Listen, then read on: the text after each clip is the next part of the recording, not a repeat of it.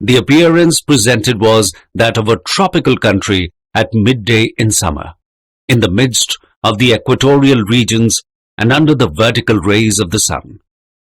All signs of vapor had disappeared. The rocks, the distant mountains, some confused masses of far-off forests assumed a weird and mysterious aspect under this equal distribution of the luminous fluid. We resembled, to a certain extent, the mysterious personage in one of Hoffmann's fantastic tales, the man who lost his shadow. After we had walked about a mile farther, we came to the edge of a vast forest. Not, however, one of the vast mushroom forests we had discovered near Port Gretchen. It was the glorious and wild vegetation of the Tertiary period, in all its superb magnificence.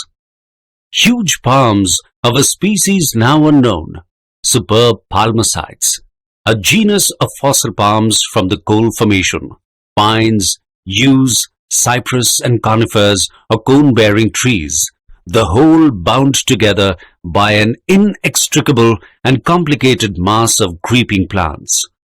A beautiful carpet of mosses and ferns grew beneath the trees. Pleasant brooks murmured beneath umbrageous boughs, little worthy of this name, for no shade did they give. Upon their borders grew small tree-like shrubs, such as are seen in the hot countries on our own inhabited globe. The one thing lacking in these plants, these shrubs, these trees, was color.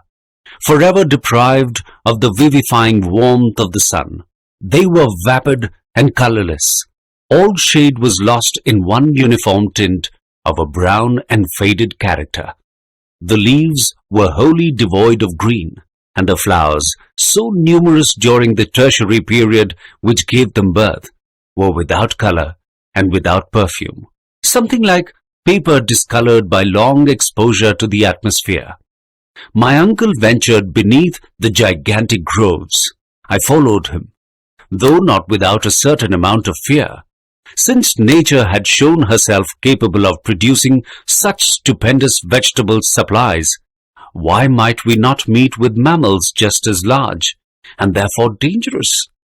I particularly remarked in the clearings left by trees that had fallen and been partially consumed by time, many leguminous or bean-like shrubs, such as maple and other eatable trees, dear to ruminating animals.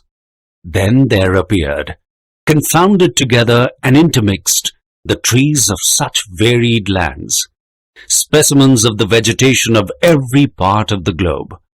There was the oak near the palm tree, the Australian eucalyptus, leaning against the tall Norwegian pine, the poplar of the north, mixing its branches with those of the New Zealand kauris. It was enough to drive the most ingenious classifier of the upper regions out of his mind, and to upset all his received ideas about botany. Suddenly, I stopped short and restrained my uncle. The long, spreading light enabled me to see the smallest objects in the distant copses. I thought I saw. No, I really did see with my own eyes. Immense, gigantic animals moving about under the mighty trees. Yes, they were truly gigantic animals. A whole herd of mastodons, not fossils, but living, and exactly like those discovered in 1801 on the marshy banks of the Great Ohio in North America.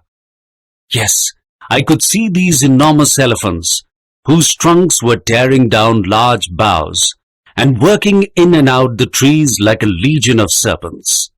I could hear the sounds of the mighty tusks uprooting huge trees. The boughs crackled, and the whole masses of leaves and green branches went down the capacious throats of these terrible monsters.